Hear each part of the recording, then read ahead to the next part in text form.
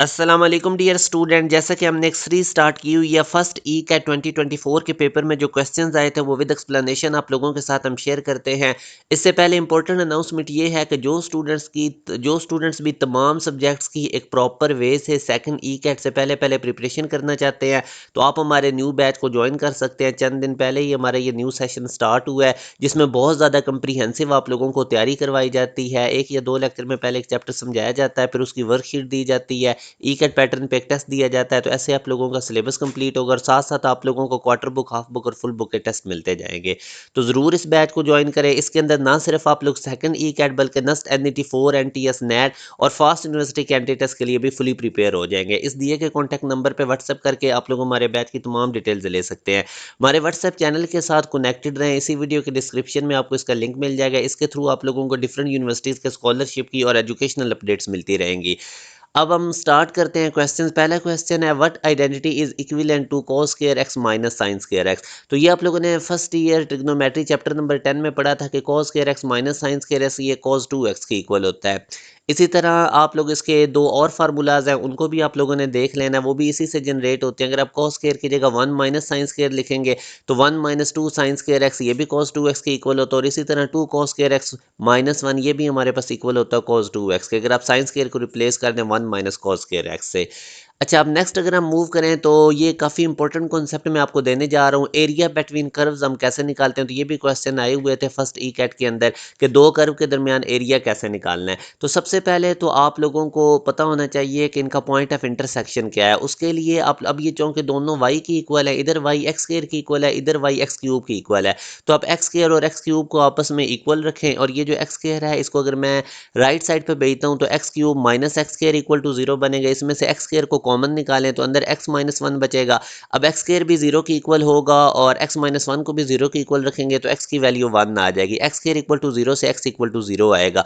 तो अब हमारे पास इनकी लिमिट्स आ गई 0 से लेके 1 तक। तो अब हम इनको इंटीग्रेट करेंगे 0 से 1 तक। अब आप लोगों ने याद रखना है कि ये जो पहले वाली कर्व होती है ये अपर होती है और दूसरे वाली कर्व लोअर होती है। तो अपर कर्व में से लोअर कर्व को आपने माइनस कर देना है। ये x square minus x cube करेंगे, इसको आप इंटीग्रेट कर दें 0 से 1 तक। तो अब ये जो आपके पास आंसर आएगा ये बेसिकली एरिया आ जाएगा इन दो कर्व के दरमियान में।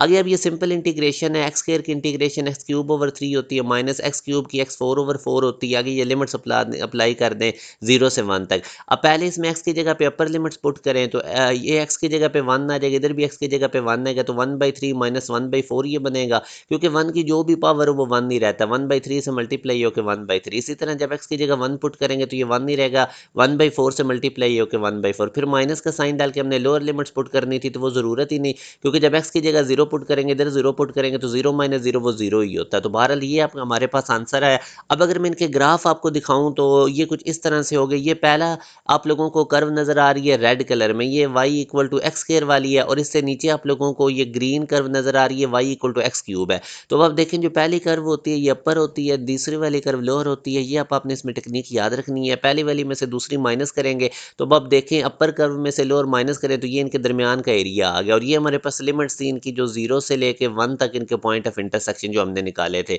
तो ये टेक्निक आप लोगों ने अप्लाई करनी है। मैं एक और प्रैक्टिस के लिए आपको क्वेश्चन करवाता हूँ। अगेन वो कह रहा है एरिया निकालो इन दो कर्व के दरमियान। पहली कर्व है एक्स क्यूब, दूसरी है एक्स। तो उसी तरह सबसे पहले तो अब ये दोनों y की इक्वल है, आप इनके पॉइंट ऑफ इंटरसेक्शन निकालें। एक्स क्यूब को एक्स के इक्वल रखें। यहाँ से अगर आप दोनों तरफ स्केयरिंग करेंगे तो x equal to x square, x square में से x को माइनस करें, इनमें से x कॉमन निकालें। जब आप x कॉमन निकालेंगे तो हमारे पास क्या हो जाएगा, x इक्वल टू 0 और x इक्वल टू 1। अब आप लोगों ने इसको इंटीग्रेट करना है 0 से 1 तक। अगेन देखें जो पहली कर्व है उसमें से दूसरी कर्व को आप लोगों ने माइनस कर देना है। तो x रूट में से x को माइनस करें और अलग अलग इंटीग्रेट कर दें 0 से 1 तक। तो ये मैंने इसको सिंप्लीफाइड कर दिया। तो हमारे पास जो आंसर आएगा अपर और लोअर लिमिट्स पुट करने के बाद वो हमारे पास 1/6 आएगा, जो कि हमारे पास अल्फा ऑप्शन में मौजूद है। तो आप लोगों ने जब भी दो कर्व के दरमियान का एरिया निकालना है तो पहली कर्व में से दूसरी को सब्ट्रैक्ट करें और उनमें y की वैल्यूज इक्वेट करके वहाँ से आप लोगों ने उनके पॉइंट ऑफ इंटरसेक्शन निकाल के फिर आप लोगों ने उस लिमिट्स के अंदर उसको इंटीग्रेट कर देना है। जैसे कि मैंने आपको 2 क्वेश्चंस करवाए और ये काफ़ी इंपॉर्टेंट कॉन्सेप्ट है, ये पूछा गया है फर्स्ट ई कैट में। अब नेक्स्ट अगर आप देखेंगे तो हमारे पास फंक्शन क्या है, 2 e की पावर 1 माइनस साइन एक्स। तो जब आप इसकी इंटीग्रेशन करेंगे तो ये सिंपल एक्सपोनेंशियल फंक्शन है, 2 तो कांस्टेंट है। अब e की पावर 1 माइनस साइन एक्स ये एज इट इज आएगा और पावर में जो 1 माइनस साइन एक्स लिखा हुआ उसके डेरिवेटिव से साथ मल्टीप्लाई कर दें।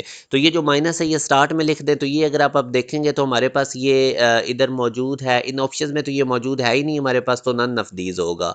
इसी तरह एक और क्वेश्चन है, ये अब हमारे पास एक ज्योमेट्रिक सीक्वेंस है। अगर यहाँ पे क्वेश्चन में एक मिस्टेक है, ये 1 प्लस 1/3 है। अगर मैं इसको दोबारा करेक्ट करके लिखता हूँ, ये क्वेश्चन की स्टेटमेंट है।